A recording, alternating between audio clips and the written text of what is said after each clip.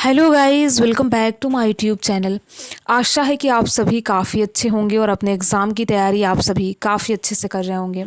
आज का ये वीडियो बहुत ही ज़्यादा इम्पॉर्टेंट है। अगर आप किसी भी एग्ज़ाम की प्रिपरेशन करते हैं या फिर अगर आपका हाल ही फ़िलहाल कोई भी एग्ज़ाम हो तो आप इस वीडियो को देख सकते हैं। आज की इस वीडियो में 3 नवंबर 2025 के दिन का बिल्कुल ताज़ा करंट अफेयर्स देखेंगे। तो अगर आपका हाल ही फ़िलहाल कोई भी एग्ज़ाम हो तो आप इस वीडियो को देख सकते हैं। तो चलिए एक बार वीडियो का फॉर्मेट देख लेते हैं। पहले इंपॉर्टेंट डे और थीम देखेंगे, इसके बाद नेशनल और इंटरनेशनल अफेयर देखेंगे। अगर खेल जगत से कोई इंपॉर्टेंट प्रश्न बनता है जो कि एग्जाम में पूछा जा सकता है तो उसको भी आज के इस वीडियो में कवर करने वाले हैं। तो ये कंप्लीट वीडियो आपके लिए बहुत ज़्यादा इंपॉर्टेंट रहने वाला है। चलिए शुरुआत करते हैं एक शानदार प्रश्न से। प्रश्न ये है कि हाल ही में किस देश की महिला क्रिकेट टीम ने आईसीसी महिला वनडे विश्व कप 2025 का खिताब जीता है। ये प्रश्न बहुत ज़्यादा इंपॉर्टेंट है और मुझे उम्मीद है कि आप में से लगभग सभी कैंडिडेट को इसका आंसर पता होगा। प्रश्न ये है कि हाल ही में किस देश की महिला क्रिकेट टीम ने आईसीसी महिला वनडे विश्व कप 2025 का खिताब अपने नाम किया है या अपना जो खिताब है वो जीता है। 2025 का विश्व कप का खिताब जीता है। ठीक है, पहला ऑप्शन है ऑस्ट्रेलिया, बी ऑप्शन है दक्षिण अफ्रीका, सी ऑप्शन है इंग्लैंड, डी ऑप्शन है भारत। तो जैसा कि आप सभी ने रात में देखा, काफ़ी शानदार मैच रहा, यानी कि भारत के द्वारा महिला क्रिकेट टीम ने आईसीसी महिला वनडे विश्व कप 2025 का खिताब अपने नाम कर लिया है। तो यहाँ पर आप देखेंगे सी ऑप्शन सही है और काफ़ी प्राउड वाली बात है हमारे कंट्री के लिए कि ये खिताब इन्होंने अपने नाम कर लिया है। ठीक है, यानी कि डी ऑप्शन सही है। हर हाल में आपको इस प्रश्न का आंसर याद रखना है। ठीक है, चलिए आगे बढ़ते हैं और अगला प्रश्न देखते हैं। यूनेस्को ने हाल ही में भारत के किस शहर को क्रिएटिव सिटी ऑफ गैस्ट्रोनॉमी, यानी कि गैस्ट्रोनॉमी का मतलब होता है खान पान की रचनात्मक शहर के रूप में नामित किया है। देखिए इस प्रश्न का आंसर आपको बताना है। प्रश्न ये है कि यूनेस्को ने हाल ही में भारत के किस शहर को क्रिएटिव सिटी ऑफ गैस्ट्रोनॉमी के रूप में नामित किया है। यानी कि यूनेस्को ने हाल ही में भारत के किस शहर को खान पान की रचनात्मक शहर के रूप में नामित किया है। पहला ऑप्शन है वाराणसी, बी ऑप्शन है हैदराबाद, सी ऑप्शन है लखनऊ, डी ऑप्शन है जयपुर। तो यूनेस्को ने हाल ही में भारत के लखनऊ शहर को क्रिएटिव सिटी ऑफ गैस्ट्रोनॉमी यानी खान पान के रचनात्मक शहर के रूप में नामित किया है। तो आप याद रखेंगे नवाबों का शहर यानी लखनऊ को खान पान के रचनात्मक शहर के रूप में यूनेस्को में नामित किया गया है, यानी कि सी ऑप्शन सही है। तो देखिए आप याद रखेंगे, काफ़ी इंपॉर्टेंट प्रश्न है। चलिए आगे बढ़ते हैं और अगला प्रश्न देखते हैं। भारतीय सेना द्वारा आयोजित एक्सरसाइज डेविल स्ट्राइक का मुख्य उद्देश्य क्या है। इसमें आपको एक एक्सरसाइज के बारे में बताना है जिसका नाम है एक्सरसाइज डेविड स्ट्राइक का मुख्य उद्देश्य क्या है। पहला ऑप्शन है पनडुब्बी रोधी युद्ध, बी ऑप्शन है साइबर सुरक्षा संचालन, सी ऑप्शन है सीमा घुसपैठ को रोकना, डी ऑप्शन है एकीकृत युद्ध क्षमताओं का प्रदर्शन करना। तो आपको बताना है एक्सरसाइज डेविड स्ट्राइक के बारे में। ठीक है, डेविड स्ट्राइक के बारे में बताना है। तो देखिए एकीकृत युद्ध क्षमताओं का प्रदर्शन करना इसका उद्देश्य है, यानी कि एक्सरसाइज डेविड स्ट्राइक का मुख्य उद्देश्य भारतीय सशस्त्र बलों की युद्ध तत्परता और परिचालन क्षमता को बढ़ाना है।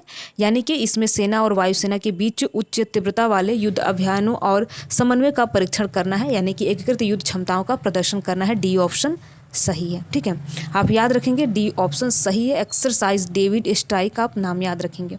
चलिए आगे बढ़ते हैं और अगला प्रश्न देखते हैं। अगला प्रश्न है 1 नवंबर 2025 को छत्तीसगढ़ की 25वीं वर्षगांठ पर प्रधानमंत्री नरेंद्र मोदी ने किस स्थान पर नवनिर्मित छत्तीसगढ़ विधानसभा भवन का उद्घाटन किया। ये प्रश्न बहुत ज़्यादा इंपॉर्टेंट है। इसमें आपको बताना है कि रिसेंटली छत्तीसगढ़ की 25वीं वर्षगांठ मनाई गई, तो इसमें हमारे देश के प्रधानमंत्री नरेंद्र मोदी जी ने किस स्थान पर नवनिर्मित छत्तीसगढ़ विधानसभा भवन का उद्घाटन किया है। उस स्थान का नाम बताना है जहां पर छत्तीसगढ़ विधानसभा भवन का उद्घाटन किया गया है। पहला ऑप्शन है बिलासपुर, बी ऑप्शन है दुर्ग, सी ऑप्शन है नया रायपुर, डी ऑप्शन है भिलाई। तो अगर आपको पता हो तो कमेंट बॉक्स में ज़रूर बताएं। देखिए आप कमेंट बॉक्स में अगर बताते हैं तो आप लिखेंगे, बताएंगे और इससे आपका रिवीजन होगा। आप चीज़ों को जितना लिखते हैं, जितना बोलते हैं, चीज़ें आपको लंबे समय तक याद रहती है, जिसका फ़ायदा ये होता है कि जब भी आप एग्ज़ाम देने जाते हैं तो आपको लगता है इस प्रश्न को कहीं सुना था, कहीं देखा था, यानी कि जाना जाना सुना सुना सा प्रश्न आपको लगता है। इसीलिए देखिए आप मेरा प्रत्येक वीडियो जो करंट अफेयर्स की आती है उसमें देखेंगे, मेरे द्वारा यही बोला जाता है कि जिस भी प्रश्न का आंसर आपको पता हो तो आप कमेंट बॉक्स में ज़रूर बताएं, इसीलिए कि आपका रिवीजन हो सके। तो एक बार फिर से प्रश्न सुन लीजिए। प्रश्न ये है कि 1 नवंबर 2025 को छत्तीसगढ़ की 25वीं वर्षगांठ पर प्रधानमंत्री नरेंद्र मोदी जी ने किस स्थान पर नवनिर्मित छत्तीसगढ़ विधानसभा का उद्घाटन किया है। तो यहाँ पर 4 ऑप्शन दिया गया है। तो करेक्ट आंसर है नया रायपुर, यानी नया रायपुर वो स्थान है जहाँ पर हमारे देश के प्रधानमंत्री नरेंद्र मोदी जी ने छत्तीसगढ़ विधानसभा भवन का उद्घाटन किया है। आप याद रखेंगे नया रायपुर। ठीक है, अगला प्रश्न देखते हैं। भारत में किस राज्य ने सबसे पहले एक उन्नत ई रजिस्ट्री प्रणाली संपदा 2.0 लॉन्च की है? आपको इसमें उस राज्य सरकार का नाम बताना है जिसने सबसे पहले एक उन्नत ई रजिस्ट्री प्रमाण संपदा 2.0 लॉन्च की है। जिससे देखिए इससे ये होगा कि पूरी तरह डिजिटली है और सुविधा भी है इसमें, जिससे कि नागरिक घर बैठे ही ऑनलाइन पंजीकरण कर सकते हैं। तो आपको बताना है कि किस राज्य सरकार के द्वारा ये शुरू किया गया है। पहला ऑप्शन है राजस्थान, बी ऑप्शन है उत्तराखंड, सी ऑप्शन है मध्य प्रदेश, डी ऑप्शन है उत्तर प्रदेश। तो आपको याद रखना है कि मध्य प्रदेश के द्वारा भारत का पहला वो राज्य है जिसने संपदा 2.0 नामक एक उन्नत ई रजिस्ट्री पोर्टल लॉन्च की है। और इस प्रणाली से दस्तावेज पंजीकरण की पूरी तरह से जो है वो डिजिटल हो जाएगा, सुरक्षित भी रहेगा, सुविधाजनक भी रहेगा, जिससे कि आप घर बैठे ही ऑनलाइन पंजीकरण कर सकते हैं। तो आपको याद रखना है मध्य प्रदेश राज्य के द्वारा सबसे पहले एक उन्नत ई रजिस्ट्री प्रणाली जिसका नाम है संपदा 2.0 लॉन्च किया गया है। सी ऑप्शन करेक्ट है। चलिए अगला प्रश्न देखते हैं। अगला प्रश्न है ताडोबा अंधारी टाइगर रिजर्व किस राज्य में स्थित है? इसमें आपको ताडोबा अंधारी टाइगर रिजर्व के बारे में बताना है कि किस राज्य में ये स्थित है। पहला ऑप्शन है महाराष्ट्र, बी ऑप्शन है गुजरात, सी ऑप्शन है आंध्र प्रदेश, डी ऑप्शन है केरल। तो देखिए जो ताडोबा अंधारी टाइगर रिजर्व है ये महाराष्ट्र राज्य में स्थित है और महाराष्ट्र राज्य के चंद्रपुर जिले में स्थित है और ये राज्य का सबसे पुराना और सबसे बड़ा राष्ट्रीय उद्यान है। तो आप याद रखेंगे ताडोबा अंधारी टाइगर रिजर्व महाराष्ट्र का सबसे पुराना और सबसे बड़ा राष्ट्रीय उद्यान है। तो ताडोबा अंधारी टाइगर रिजर्व कहाँ स्थित है? तो ये महाराष्ट्र में स्थित है, यानी कि ए ऑप्शन सही है। आगे बढ़ते हैं, अगला प्रश्न देखते हैं। किस राज्य सरकार ने सार्वजनिक परिवहन और यात्री सुविधाओं के लिए सुधार के लिए बस संगवारी ऐप लॉन्च की है? इसमें आपको बताना है कि बस संगवारी ऐप किस राज्य सरकार के द्वारा लॉन्च किया गया है, जिसमें कि सार्वजनिक परिवहन और यात्री सेवाओं में सुधार के लिए लॉन्च किया गया है। पहला ऑप्शन है झारखंड, बी ऑप्शन है ओडिशा, सी ऑप्शन है छत्तीसगढ़, डी ऑप्शन है पश्चिम बंगाल। तो आपको याद रखना है कि छत्तीसगढ़ राज्य सरकार ने सार्वजनिक परिवहन और यात्री सेवाओं में सुधार के लिए बस संगवारी ऐप लॉन्च किया है और इस ऐप के माध्यम से यात्री घर बैठे बसों के रूट, समय सारणी और वास्तविक समय यानी लोकेशन की जानकारी भी प्राप्त कर सकते हैं। तो ये किसके द्वारा किया गया है? छत्तीसगढ़ राज्य सरकार के द्वारा किया गया है, बस संगवारी ऐप लॉन्च किया गया है। ठीक है, तो सी ऑप्शन करेक्ट है। बहुत ज़्यादा इंपॉर्टेंट प्रश्न है, आपको याद रखना है। अगर आप छत्तीसगढ़ से आते हैं तब तो आपको हर हाल में इस प्रश्न का आंसर याद रखना है। ठीक है, चलिए अगला प्रश्न देखते हैं।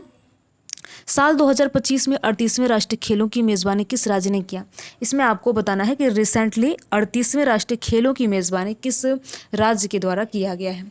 पहला ऑप्शन है ओडिशा, बी ऑप्शन है हिमाचल प्रदेश, सी ऑप्शन है उत्तराखंड, डी ऑप्शन है राजस्थान। तो आपको याद रखना है कि साल 2025 में 38वें राष्ट्रीय खेलों की मेज़बानी उत्तराखंड ने की है, यानी कि सी ऑप्शन करेक्ट है। और ये कब खेला गया है? तो 28 जनवरी से लेकर 14 फरवरी 2025 तक ये खेला गया, आयोजित किया गया। तो आप याद रखेंगे उत्तराखंड, यानी कि सी ऑप्शन करेक्ट है। ठीक है, सी ऑप्शन करेक्ट है, आप याद रखेंगे। चलिए आगे बढ़ते हैं और अगला प्रश्न देखते हैं। प्रश्न है blueprint to close the women's health gap report किस संगठन ने जारी किया? ये प्रश्न बहुत ज़्यादा इंपॉर्टेंट है। इसमें आपको बताना है कि blueprint to close the women's health gap report किस संगठन के द्वारा जारी किया गया है।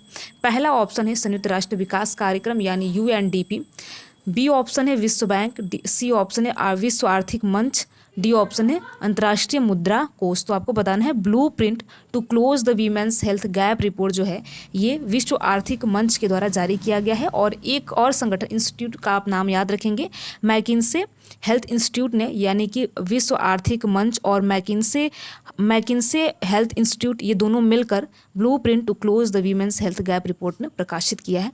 तो इसमें आपका सी ऑप्शन करेक्ट होगा, यानी विश्व आर्थिक मंच और इसके साथ साथ मैकिन्से हेल्थ इंस्टीट्यूट ने मिलकर ये रिपोर्ट जारी की है। तो आपको याद रखना है, बहुत ज़्यादा इंपॉर्टेंट प्रश्न है। चलिए आगे बढ़ते हैं और अगला प्रश्न देखते हैं। हाल ही में बैंडेड रॉयल तितली किस राज्य में देखी गई है? ये प्रश्न बहुत ज़्यादा इंपॉर्टेंट है और ऐसे प्रश्न देखिए एग्जाम में पूछा जाता है, इसलिए आपको याद रखना है। आपको बताना है कि हाल ही में बैंडेड रॉयल तितली नामक एक तितली है जो कि किस राज्य में देखी गई है। पहला ऑप्शन है असम, बी ऑप्शन है मिजोरम, सी ऑप्शन है त्रिपुरा, डी ऑप्शन है सिक्किम। तो आपको याद रखना है कि ये जो है बैंडेड रॉयल तितली त्रिपुरा में देखी गई, त्रिपुरा के सिपाही जाला वन्य जीव अभ्यारण्य में देखी गई है। बहुत ज़्यादा इंपॉर्टेंट प्रश्न है। तो ये कहाँ देखी गई है? त्रिपुरा के सिपाही जाला वन्यजीव अभ्यारण्य में बैंडेड रॉयल नामक तितली देखी गई है। बहुत इंपॉर्टेंट प्रश्न है, इसलिए आप याद रखेंगे। इस प्रजाति की पहचान बैंडेड रॉयल तितली या फिर रसना जलिंद्र इंद्र के रूप में की गई है, तो आप याद रखेंगे त्रिपुरा में देखी गई है। सी ऑप्शन करेक्ट है। तो देखिए, ऐसे कुल मिलाकर हमने 10 मोस्ट इंपॉर्टेंट प्रश्न देखा और यहाँ से एग्जाम में प्रश्न पूछे जाने की भी संभावनाएं बनती हैं। अगर आपका हाल ही फिलहाल कोई भी एग्जाम हो तो आप उस एग्जाम के लिए, करंट अफेयर्स के लिए देख सकते हैं। वीडियो कैसा लगा आप कमेंट बॉक्स में बता सकते हैं। अगर आप वीडियो में किसी भी प्रकार का कोई सुधार चाहते हैं तो कमेंट बॉक्स में जरूर बताएं।